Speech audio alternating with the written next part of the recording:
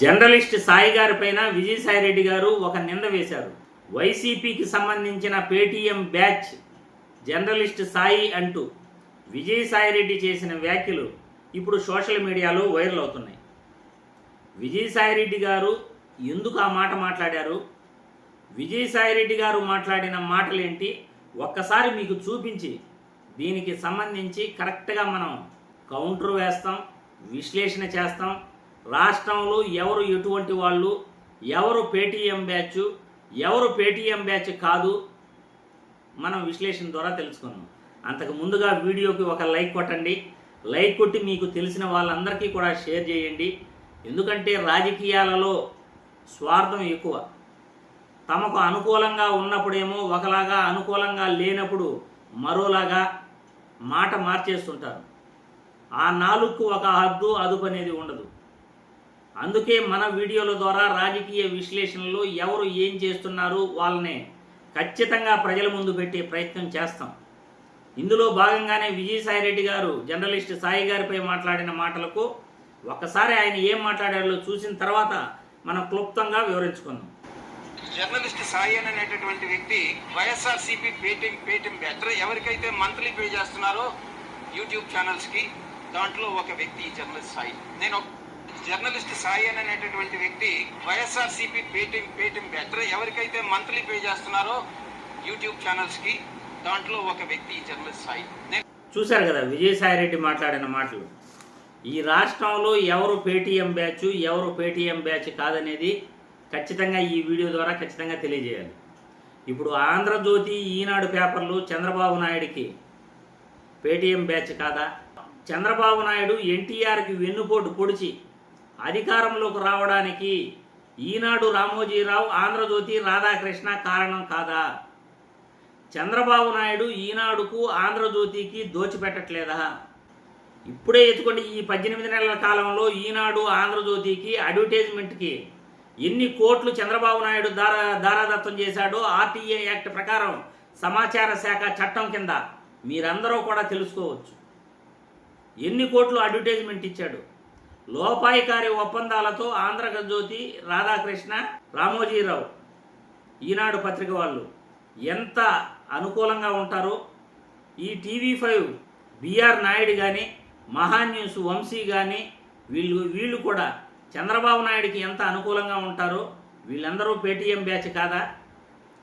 ఎంతసేపు చంద్రబాబు నాయుడు భజన చేసే వీళ్ళందరూ పేటీఎం బ్యాచ్ కాదా? జగన్మోహన్ రెడ్డి వైసీపీ పార్టీకి మాత్రమే పేటీఎం బ్యాచ్ ఉన్నారా? ఎవరి అభిమానం వాళ్ళది, ఎవరి విశ్లేషణ వాళ్ళది. విశ్లేషణ చేసినంత మాత్రాన అందరూ పేటీఎం బ్యాచ్లు అయిపోతారా? ఇప్పుడు చాలామంది కూడా జడా శ్రవణ్ కుమార్ గారు ఒక అడ్వకేట్గా జై భీమరావు పార్టీ అధ్యక్షుడు, ఆయన విమర్శిస్తున్నాడు ప్రభుత్వాన్ని. ఆయన జగన్మోహన్ రెడ్డి పేటీఎం అయిపోతాడా? ఐఏఎస్ విజయ్ గారు ఆయన ప్రభుత్వాన్ని విమర్శిస్తున్నాడు, ఆయన జగన్మోహన్ రెడ్డి పేటీఎం అయిపోతాడా? లేకపోతే జేడీ లక్ష్మీనారాయణ గారు గత ప్రభుత్వం గురించి, గత ప్రభుత్వంలో ప్రభుత్వ బడులు, విద్యా వ్యవస్థ, వైద్య రంగం గురించి ఆయన చాలా బాగా చెప్పాడు. ఈ ప్రభుత్వాన్ని తప్పు చేస్తూ ఉందని చెప్తున్నాడు జేడీ లక్ష్మీనారాయణ గారు.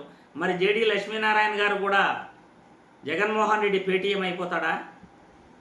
ఎంతోమంది ఇప్పుడు సిపిఐ పార్టీ వాళ్ళు కూడా ప్రభుత్వాన్ని విమర్శిస్తున్నారు. వాళ్ళందరూ కూడా ప్రభుత్వాన్ని విమర్శించే వాళ్ళందరూ పేటీఎం బ్యాచ్ అయిపోతారా?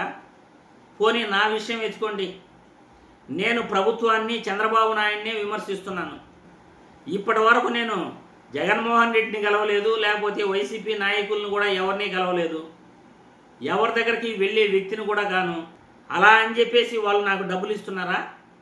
నిరూపించగలరా మీరు? వైసీపీ వాళ్ళు యూట్యూబర్స్కి, యూట్యూబ్లో జర్నలిస్టులకి డబ్బులు ఇస్తున్నారని నిరూపించగలరా ఎవరైనా? విజయసాయి రెడ్డి మాట్లాడే మాటలు ఎలా ఉంది అంటే ఆయన పైన ఏదో జర్నలిస్ట్ సాయి గారు ఏదో మాట్లాడి ఉంటారు. అందుకే ఆయన సింపుల్గా వైఎస్ఆర్ పార్టీ పేటీఎం బ్యాచ్ అని సింపుల్గా అనేసాడు. మరి మీరు ఎవరికి పేటీఎం విజయసాయి రెడ్డి గారు అని జర్నలిస్ట్ సాయి గారు అడిగితే, పోనీ ప్రజలు మిమ్మల్ని అడిగితే మీరు ఎవరికి పేటీఎం? అంత నమ్మకంగా వైఎస్ఆర్సీపీ పార్టీలో ఉండి మీరు సడన్గా వైఎస్ఆర్సీపీ పార్టీ నుండి వెళ్ళిపోయారంటే మీరు ఎవరి దగ్గర డబ్బులు తీసుకున్నారు, ఎవరికి తొత్తుగా మారిపోయారు? మీకు చంద్రబాబు నాయుడికి బంధుత్వం ఉంది కదా, అందులో భాగంగానే మీరు కూడా చంద్రబాబు నాయుడికి పేటీఎం అనుకోవచ్చా? ఇలా ఎన్నైనా మాట్లాడచ్చు. మాట్లాడే ముందుగా మనం ఏం మాట్లాడుతున్నాం, ఎలా మాట్లాడుతున్నాం విశ్లేషించుకోవాలి. మనం నోటుకొచ్చినట్లు మాట్లాడటం పద్ధతి కాదు. ప్రభుత్వాన్ని విమర్శించే వాళ్ళందరూ పేటీఎం బ్యాచ్ అయిపోతారా? జగన్మోహన్ రెడ్డి దగ్గర డబ్బులు తీసుకున్నట్టేనా? ప్రభుత్వాన్ని విమర్శించకపోతే ప్రతిపక్షాన్ని విమర్శించాలనా? అధికారంలో ఉన్నది కూటమి ప్రభుత్వం. అధికారంలో ఉన్న కూటమి ప్రభుత్వం ఇచ్చిన హామీలు నెరవేర్చకపోతే ప్రశ్నిస్తాం. అబద్ధాలు చెప్తుంటే ప్రశ్నిస్తాం. తప్పుడు ప్రచారం చేస్తుంటే ప్రశ్నిస్తాం. ప్రజలకి ఏం చేయాలో మీరు చేయండి అని ప్రశ్నిస్తాం. ఏం ప్రశ్నించమంటారు ప్రతిపక్షాన్ని? ప్రతిపక్షం ప్రజల తరఫున పోరాడకపోతే నెక్స్ట్ టైం ప్రజలే వాళ్ళకి అధికారం ఇవ్వరు. అది తెలిసిన విషయమే కదా. ఇప్పుడు అధికారంలో ఉన్నది కూటమి ప్రభుత్వం కాబట్టి, చంద్రబాబు నాయుడు, పవన్ కళ్యాణ్ కాబట్టి వీళ్ళనే విమర్శించాలి. విమర్శించిన వాళ్ళందరూ పేటీఎం బ్యాచ్లు అయిపోతారా? ఏం మీరు చూసారా ఎవరైనా డబ్బులు ఇచ్చింది? నోటికి అద్దు అదుపు లేకుండా మాట్లాడే వాళ్ళ మాటలు పరిగణలోకి తీసుకోవాల్సిన పని లేదు. వాళ్ళ మానసిక స్థితి పైన వాళ్ళు మాట్లాడే మాటలు ఆధారపడి ఉంటుందని ఈ వీడియో ద్వారా తెలియజేస్తున్నాను. ప్రజలు కూడా మీ అభిప్రాయాల్ని మన విశ్లేషణతో ఏకీభవిస్తున్నారా లేదా మీ అభిప్రాయాల్ని తెలియజేయాల్సిందిగా వీడియో ద్వారా కోరుతున్నాను.